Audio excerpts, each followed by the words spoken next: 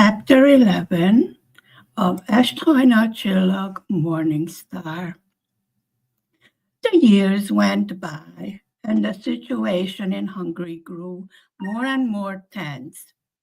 There were rumors of some revolutions and freedom fights, some strikes, and even some gains made toward independence from Russia. But since all channels of communication were censored, there was very little that could be taken as the truth.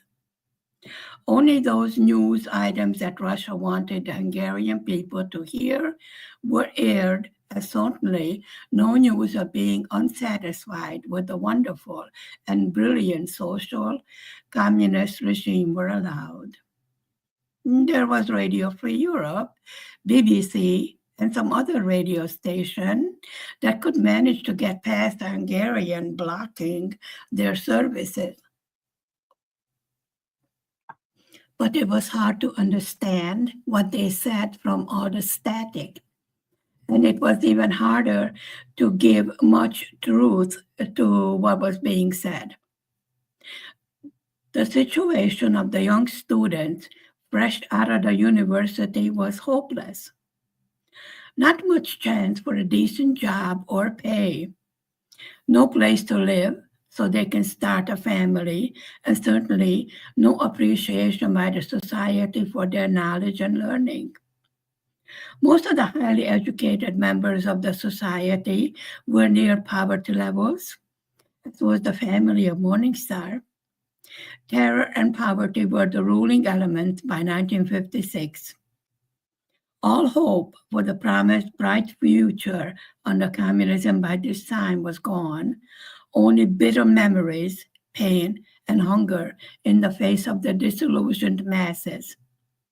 People were starting to voice their dissatisfaction of the way things stood. Rákosi, without the backing of his stalwart support Stalin, was not able to handle the situation.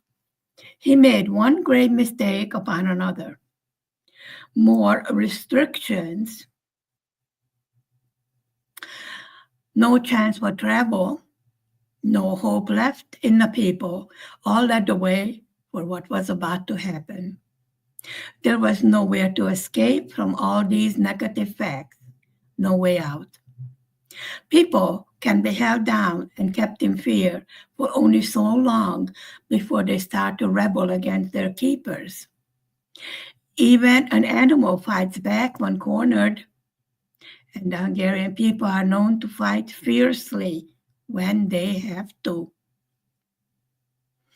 The summer of 1956 was the last summer for Morningstar at her beloved Lake Balaton.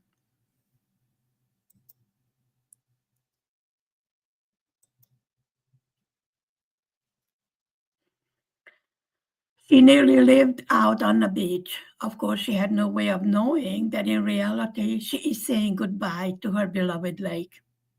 She just felt this strong urge to be near her lake and to sit on the shore with her feet in the water. She was expecting soothing comfort from her lake, like a child expects comfort from her mother.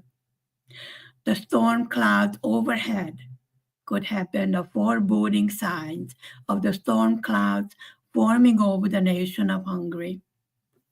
Morningstar was not aware of the political upheavals in her country. By this time, she was busy with caring for her baby sister, who was 2 years old.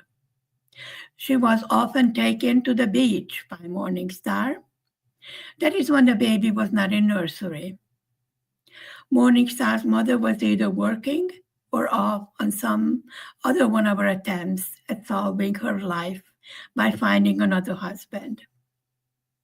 Morningstar was used to these disappearances, and they did not bother her very much anymore. Morningstar often wished that she had the freedom to do as she wished, like the other little girls her age. But then she realized that she was not like the other little girls. Morningstar was a minister's daughter. Therefore, that made her different in the eyes of the other little children. Morningstar was growing up to be a lovely little lady. She was a bit larger boned and taller than most of the girls her age. The doctor said this was because she spent so much time in the fresh air and sunshine of the beach. Her black eyes were still sparkling as the day she was born, and her smile could melt even the coldest of hearts. Morningstar was starting to become aware of the fact that she is a lovely looking child, and that gave her certain privileges and advantages. Even the teachers would not be so mean to such a pretty little girl with an angelic round face and curly brown hair that was tinged with golden highlights. Morningstar was also a shy little girl and found it very hard to accept compliments directed at her looks. She was never satisfied with herself in any way. Being a perfectionist that she was, it would have been impossible to satisfy her. School started the usual way in September of 1956, and the only problem that Morningstar had with school was that her dreaded principal would be her French teacher. Morningstar just started grade 6. In Hungary, that is called the upper classes, where the studying of a foreign language is mandatory. The Russian language was already a must to study, and Morningstar had to choose another language to study besides it. The parents of Morningstar were trying to make up their minds between French and German. In the social circles, French was used mostly in those days. That is how the choice to study French came about for Morningstar. Morningstar's grades were high, and she was actually feeling happy about returning to school. Come what may, she thought to herself, somehow the problems of the wicked principal will be solved.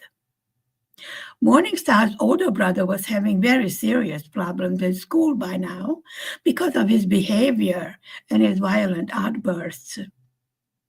Morningstar's little baby sister spent her days in the nursery along with the other babies whose mothers worked. It was a miracle that a place was able to be found for the little girl.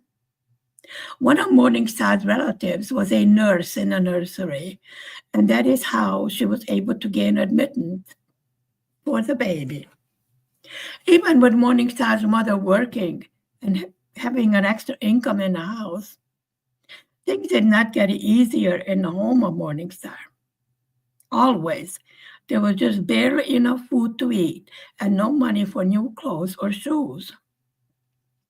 The arrival of Morningstar's little sister put extra burden on the family. Morningstar loved her baby sister, and the little child seemed to return this love and caring that was received from Morningstar. She was different in looks from Morningstar. While the little girl's older brother and Morningstar were dark-haired and dark-eyed, this little girl had blonde hair and lighter golden-colored eyes. Actually, she looked bald in her baby pictures. Her hair was so blonde. And she did have a big mouth, Morningstar thought to herself. End of chapter 11.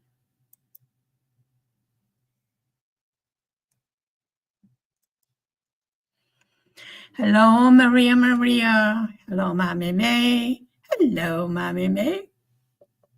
Good morning. Did you come to visit me?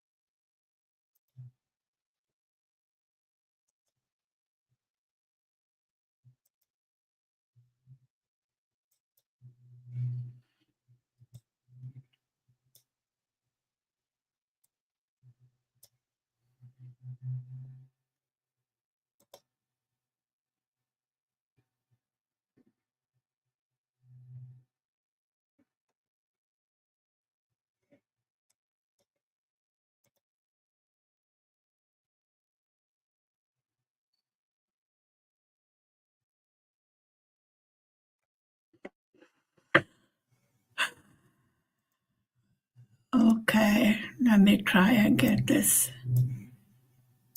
This is wrong. Okay.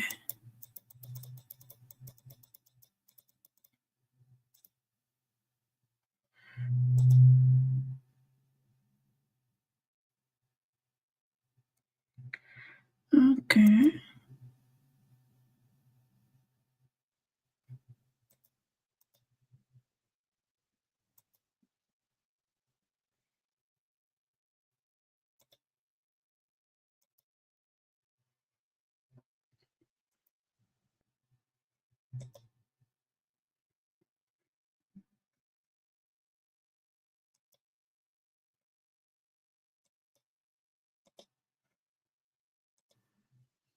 Esthajnalcsillag. My name is Morningstar. Esthajnalcsillag in Hungarian language. I was born in 1945 at the end of World War II. This is my story. As the bombs fell in their final round on a warm June pre-dawn morning, a little girl decided to make her way out into this crazy world of ours. She was born in the basement of a house where her family took shelter. It was hardly worth calling a bomb shelter, but that is all that was available. Not knowing what she's getting into, a little baby girl came out into the world from the warmth and safety of her mother's womb into a rather cool, damp, and very loud, dark outside world. She cried out loudly against this outrage and protested to no end. Making a tight fist of her tiny little hands, she announced to the world that Morning Star has arrived.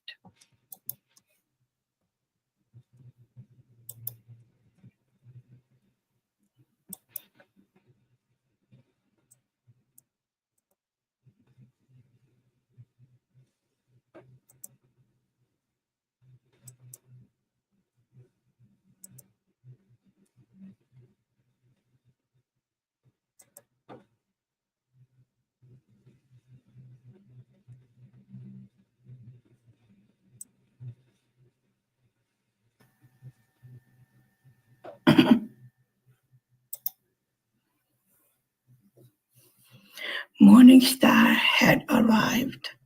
Her brother, who was only 1.5 years older than she was, did not take much notice of her.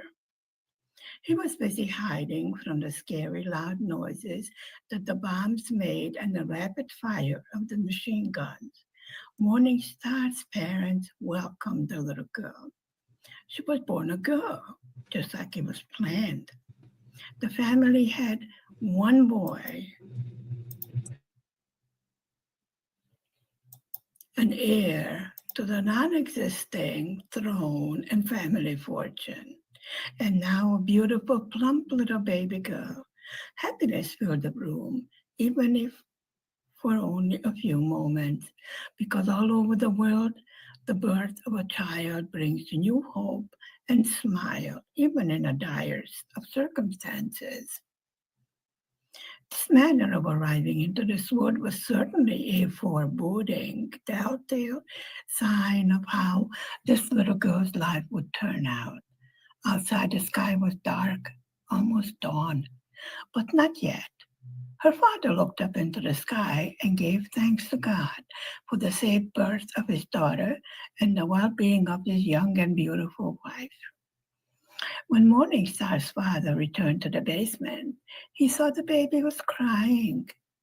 As he picked up the baby, she stopped crying and looked straight into her father's eyes. The baby's black eyes were clear and sparkling, just like the morning star her father just saw in the sky a few minutes earlier. So, since it wasn't dawn yet, he could not name the baby Dawn.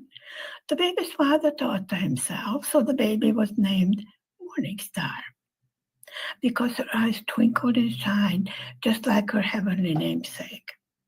Morning Star inherited the color of her eyes from her mother, a beautiful young woman of 19 years of age. She inherited her intelligence from her father. At least that's what it was told to Morningstar.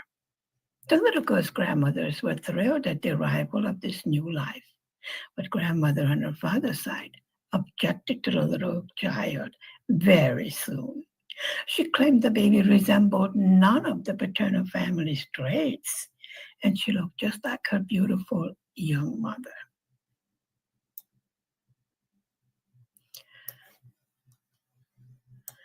The relationship between Morningstar's paternal grandmother and her mother was strained, to put it mildly. The paternal grandmother did not feel Morningstar's mother was good enough for her son. She was very young and beautiful, but came from a poor family. Morningstar's paternal grandmother had been widowed in the First World War, and just recently her maternal grandmother had become a widow from the Second World War. The paternal side of Morningstar's family was not well-to-do either, but her grandmother had educated her younger son, Morningstar's father, to a high level, enabling him to become a Lutheran minister as well as a teacher. A highly respected and well-known member of the community, he was the paternal grandmother's pride and joy, and she was hoping for her son to marry a girl from a well-to-do family. That way, he could have been of a financial help to his mother and a younger brother of Morningstar's father. Morningstar's uncle was, of course, given an education also, but he was trained to be a professional men's tailor at the best schools available then. This was the younger brother could help to pay for Morningstar's father's schooling. The younger brother was quick to point that out on many occasions. However, in those days, it was rather common for one child in a family to be educated and then help the rest of the family in this way. Since Morningstar's father showed high intelligence right from the beginning of his school years, he was chosen to be the one to be sent for higher education. In this venture, the local church's pastor and bishop was a big help in making the way clear for Morningstar's father to achieve his goals.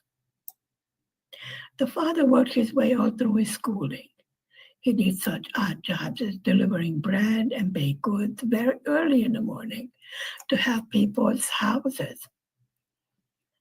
He delivered to the people's houses and giving remedial lessons to lower grade students.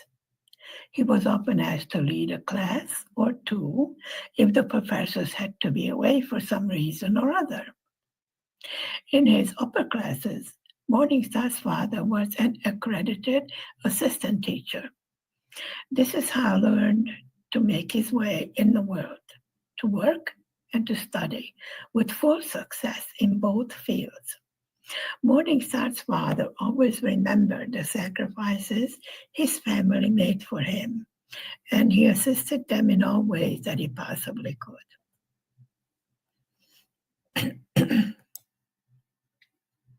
A Lutheran minister was never one of those occupations that were overly or highly paid.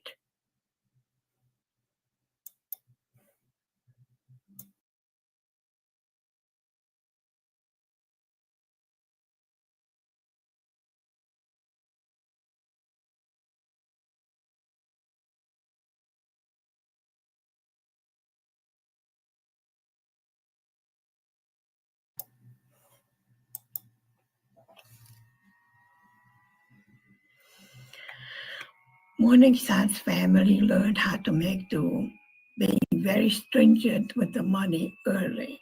The appearance of a well-to-do family had to be maintained. This included a housekeeper, a washerwoman, and nice clothes to wear.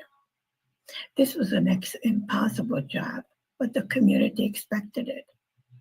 For this reason, as soon as the new parish house was built after the war ended, Morningstar's family started to rent rooms out to tourists. In this way, the money that were made through the summer vacationing months supplemented the family's income all year round. Morningstar's paternal grandmother liked to play the lady of the house role. She deemed that she knew how to do everything best, and something not done the way she wished was, of course, useless. This included her opinion of how a minister's wife should behave and dress. Many arguments erupted from this attitude between mother-in-law and daughter-in-law. The young wife, after realizing that her husband would not take her side against his mother, became discouraged and stopped trying to bring her point across. Even this condescending behavior on the young woman's part did not bring peace into the family. The paternal grandmother wanted no part of this young woman, and she made her feelings known all too often and all too loudly. This led to many fights and arguments between the mother and father of Morningstar, even to family violence at times.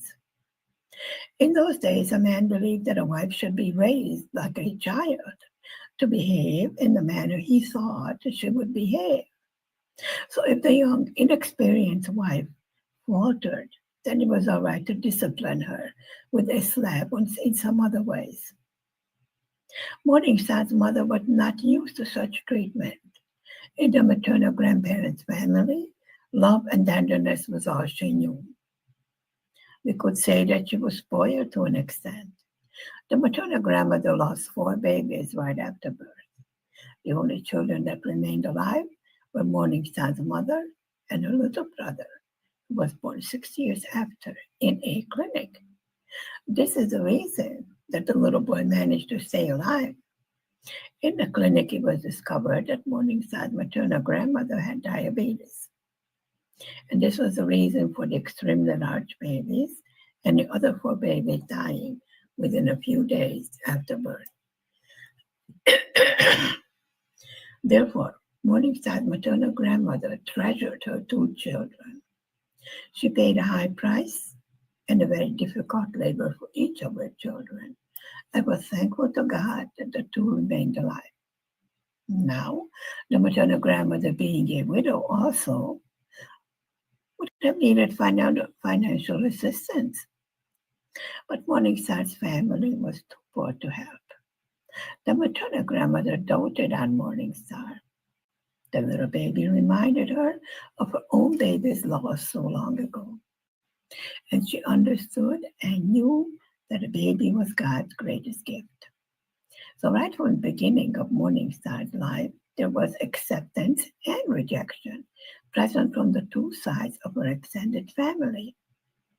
Only later on in life was she to learn that these feelings on the part of her grandmothers were above and beyond her control, and they stemmed from much deeper sources. No one ever discussed Morningstar's grandfathers, so she grew up without knowing anything about them. Later on, she was to learn from a tiny little bits of overhearing some conversations that her paternal grandfather was a tailor before being taken to World War I, and her maternal grandfather worked as a station manager for the Hungarian Railroad.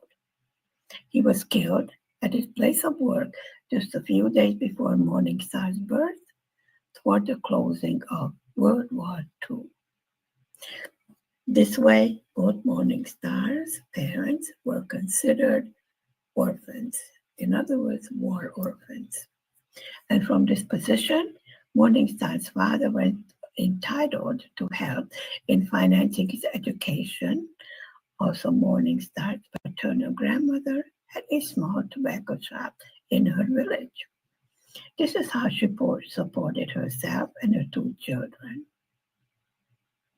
Morningstar's maternal grandmother worked at odd jobs in her village, and after the farms were poured into communes, she started working for one of these communes.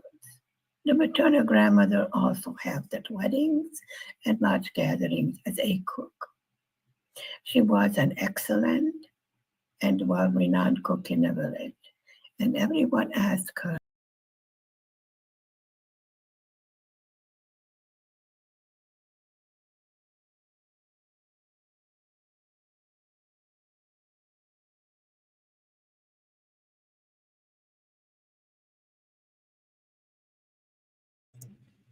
Well, that's mixed up. Wait, hang on.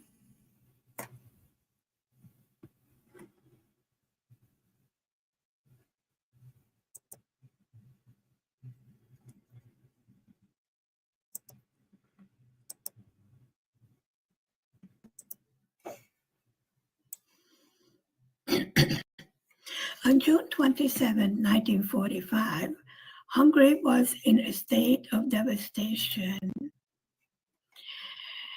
following the end of World War II in Europe. Here's an overview of the conditions at that time. Hungary was under Soviet military occupation as Soviet forces had driven out the Nazis earlier in April 1945. The country was controlled by the Allied Control Commission, led by the Soviets. The pre-war government had collapsed, and a provisional government was formed in Debrecen in late 1944 before moving to Budapest in early 1945. Hungary was beginning to shift toward communist influence, though free elections were still planned for later in the year. The Hungarian economy was in ruins due to war destruction. Budapest, which has endured a brutal 50-day siege, was heavily damaged, with much of its infrastructure destroyed. Food shortages were severe, and the country faced a famine crisis. Hyperinflation was beginning to take hold, which would later lead to one of the worst cases of inflation in history by 1946. Industrial production was minimal, and much of the remaining industrial capacity was being dismantled and sent to the Soviet Union as war reparations. Thousands of people were homeless, and many cities were still in ruins. Mass displacement. Many Hungarians had fled west to escape the Soviets, while deportations and repatriations were ongoing. The Jewish population had suffered enormous losses during the Holocaust. Those who survived were trying to rebuild their lives. The Soviet Army's presence led to significant fear among civilians, as reports of looting and mass rapes were widespread. Prisoners of war. Many Hungarian soldiers and civilians had been taken by the Soviets and sent to labor camps in the USSR. The war had officially ended May 6, 1945, but Hungary was still in a transition phase before signing a formal peace treaty in 1947. Hungarians' borders were uncertain, but it was clear that we would lose northern Transylvania to Romania and other territories under the post-war agreements, including to Ukraine.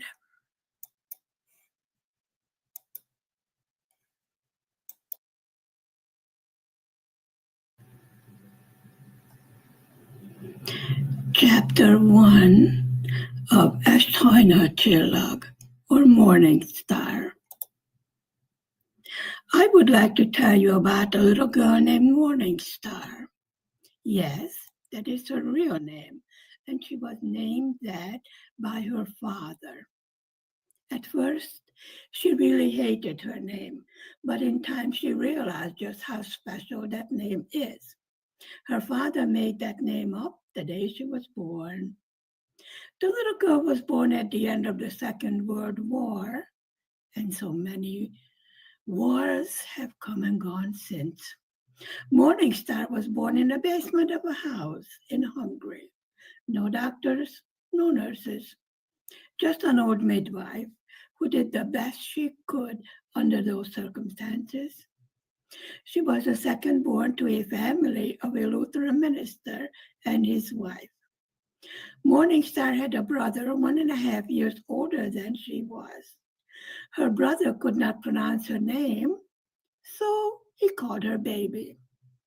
He thought that was her real name because everyone that came to visit the family asked to see the baby. That led him to believe that his sister's name is Baby. Along with Morningstar, the Russians also came into Hungary. At first, everyone welcomed the temporary peacekeeping force, but it was soon evident that they did not intend to leave this beautiful country. They liked it so much that the Russians stayed for 45 years. Now, of course, the Hungarians were not as pleased about this idea as the Russians seemed to be. But like always, the Hungarian people's geniality and good sense of humor overcame the hardships as much as possible. So we became comrades and started mandatory education of the Russian language in the schools. Everyone studied. No one knew how to speak Russian. I think it must have been a psychological block. However, the teachers were only one lesson ahead of the class. I guess that explains the fact that foreign language is taught in Hungary, but very rarely learned to the point of being useful.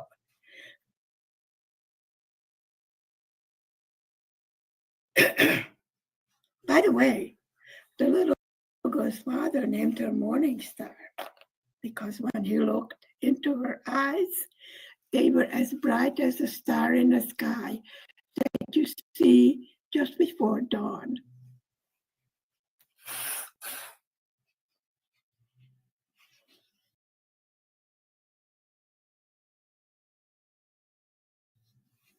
She was supposed to be named Dawn, but she arrived before the sun did. Oh well, even then she always seemed to get lost. And she does get lost to this very day.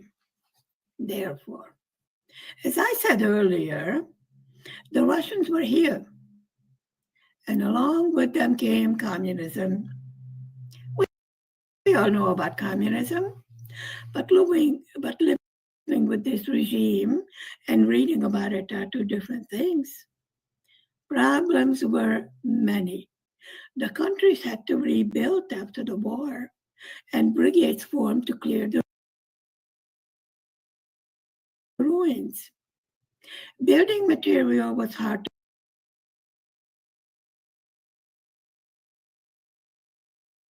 to find, and to this day, you can still see the scars of war on many buildings.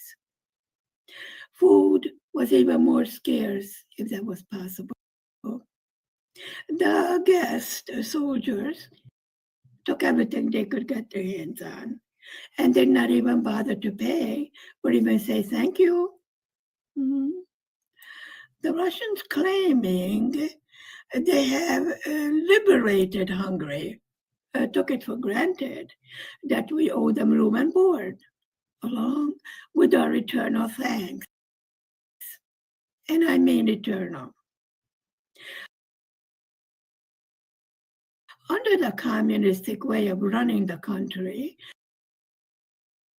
many buildings were confiscated and large farms overtaken.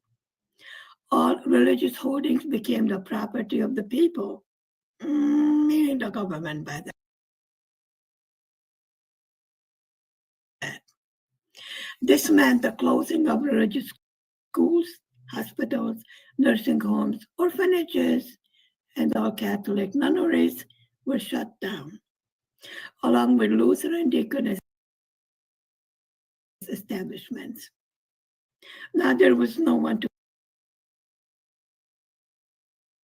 care for the sick, the elderly, the orphans, and the needy. The government promised to do all this with little success, I must say. Religious training of any kind was forbidden. Non-party members were persecuted. No proper schooling for their children, and no good jobs either. Of course, housing was scarce and not good to say the least. Under the communist theology, everyone is equal, and we all share in the goods of the land. Now I ask you, was this ever true anywhere? So into this chaos, a little morning star was born. She had three strikes against her right from the beginning. One, she was a Lutheran minister's daughter. And second, she was female in a man's world. Third, she was born poor. Oh, I forgot the most important thing. She did not have relatives in high places. There were still occasional bombings toward the end of the war. I guess the soldiers did not want their ammunition to spoil or something. And her grandfather on her mother's side was also killed. Her other grandfather on her father's side was killed in the First World War. However, she was blessed by a loving, caring family, so that made up for the lot of have-nots. Now, this little girl inherited her mother's good looks and her father's intelligence. She had light brown hair and sparkling black eyes. She also had a temper to boot. Oh, did she ever have a very bad temper? Her hair was long and wavy. As she grew older, it was put into two fat braids with white ribbons on the ends of them tied into a big bow. Everyone loved Morning Star. She was a sweet and gentle child, obedient, punctual, and as always, trying to please everyone around her. The only thing she ever experienced in her younger years was acceptance and love. Morning Star's bright smile could light up even the darkest days, and the sparkle of her black eyes put the brightest star to shame. She was a plump, healthy little girl that remained with her all her life, not too much to her liking at that. End of chapter 1.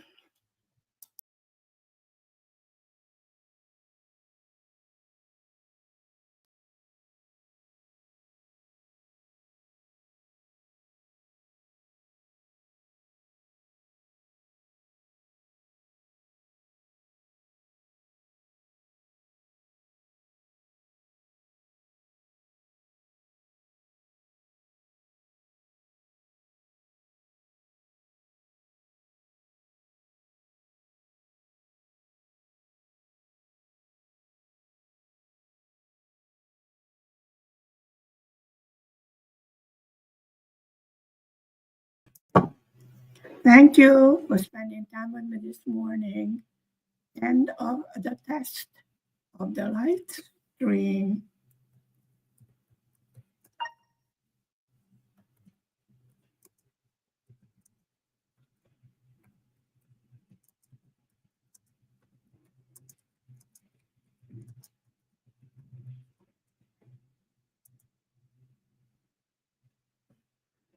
Bye for now. Bye. Mwah.